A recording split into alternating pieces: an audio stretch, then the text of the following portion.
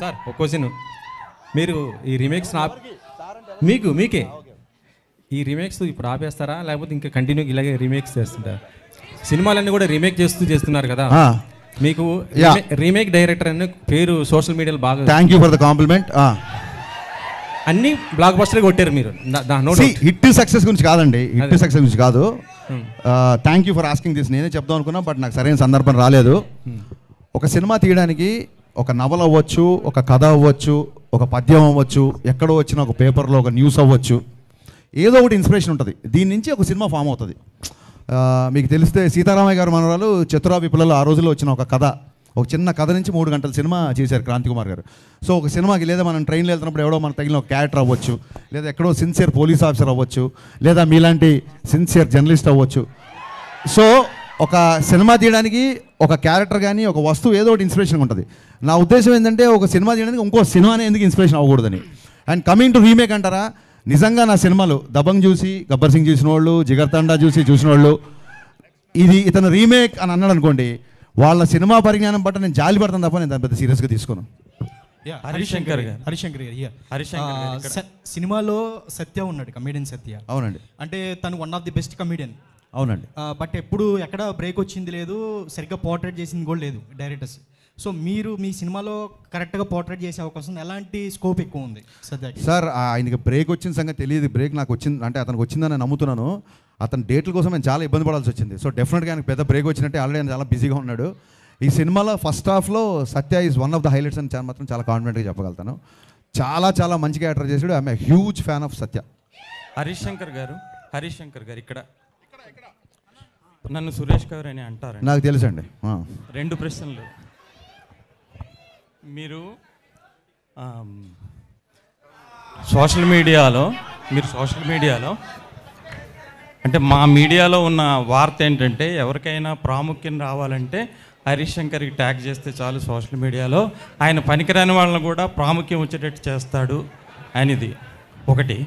రెండో ప్రశ్న, వేదికల మీద చాలా ధైర్యంగా మాట్లాడే హరిశంకరు నెగిటివ్ ఏదో రాసేస్తాడని ఒక పుకార్లు రాసే వెబ్సైట్ వ్యక్తికి ఇంటర్వ్యూ నేను ముందుగా ఇస్తాను అని చెప్పి భయపడి ఇచ్చారు ఆ మీడియా వ్యక్తికి అని. అంటే మిగతా మీడియా వాళ్ళందరూ అవసరం లేదనా మీకు? సో మిగతా మీడియా వాళ్ళు అవసరం లేదు అన్న ఆలోచన మీకు దేనికి వచ్చింది? ఆ వ్యక్తికి మీరు అంత ప్రాముఖ్యం ఇచ్చా అంటే అందరినీ ఒకేలా చూడాలి కదా మీడియా అంటే. కాదండి, ఫస్ట్ ఆఫ్ ఆల్ ఎవరినన్నా ఫేమస్ అవ్వాలనుకుంటే హరీష్ని ట్యాగ్ చేస్తే చాలు అనేది మీ అభిప్రాయం, నా అభిప్రాయం కాదు. అంటే పనికిరాని వాళ్ళు అదే సార్, అది మీ అభిప్రాయం, నా అభిప్రాయం కాదు. ఓకే, సో మీ అభిప్రాయానికి నేను సమాధానం చెప్పలేను.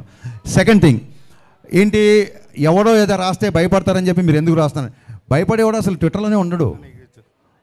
రేపొద్దున మీరు కనుక అతనిలాగా రాస్తే అంతకు 100 రేట్లు మిమ్మల్ని కూడా అలాగే నేను మాట్లాడతాను, అలాగే రిప్లై ఉంటుంది.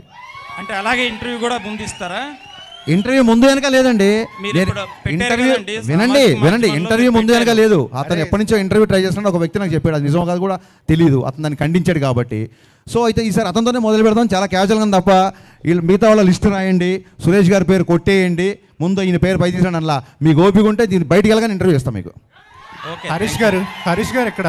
హరీష్ అన్న, హాయ్, ఐఎమ్ ఫణికుమార్ సార్. యాక్చువల్గా మొన్న ట్విట్టర్లో ఒక ట్వీట్, మీరు మోడర్న్ రాఘవేంద్రరావు అని చెప్పి సితార్ సాంగ్ రిలీజ్ అయిన వెంటనే మీ గ్లామర్ సాంగ్స్ ఇన్స్పిరేషన్ ఆయననా ఎక్కువ? మీరు మోడర్న్ రాఘవేంద్రరావు గారు అని మిమ్మల్ని ఏనండి పొగుడుతున్నాడు ఒక నిమిషం.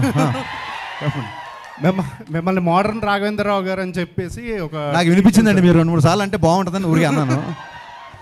థ్యాంక్ యూ అండి.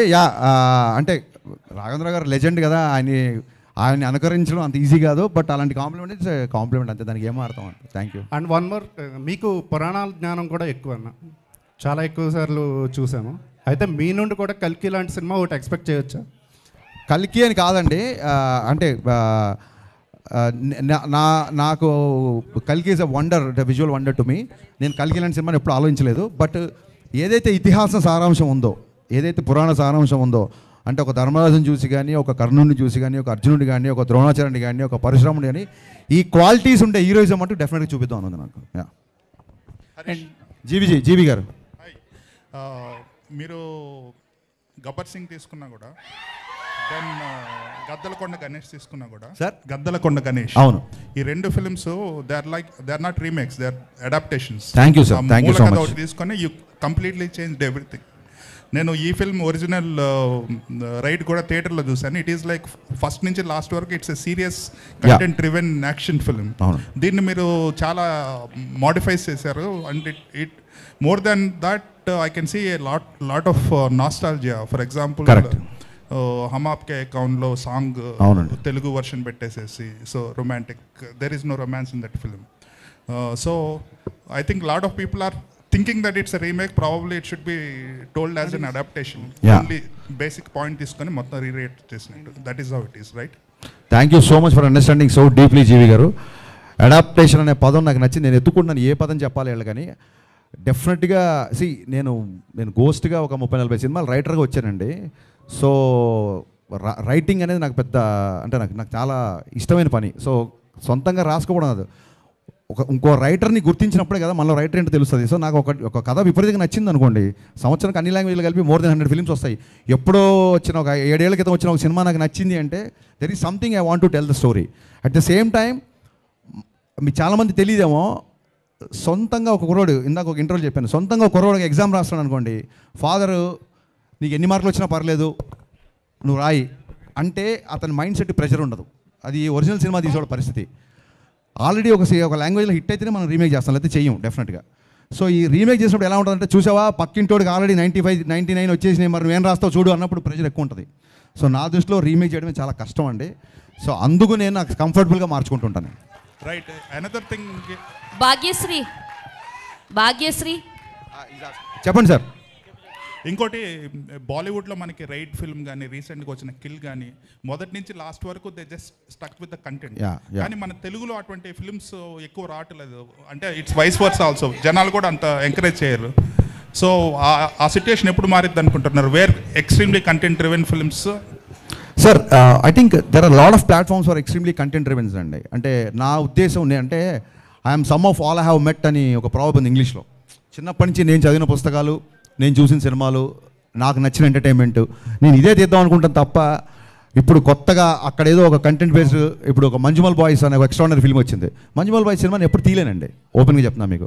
అది అతని డైరెక్టర్ 40, అది అతని strength.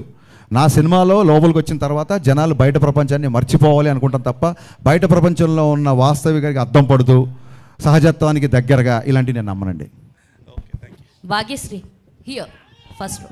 Hi, myself Hemamali here. So good to see you. Welcome to Tollywood industry అని చెప్తాను. So what do you like in South film industry and particularly Telugu cinemas అంటే ఏం చెప్తారు? I love the people here. I think they're so welcoming.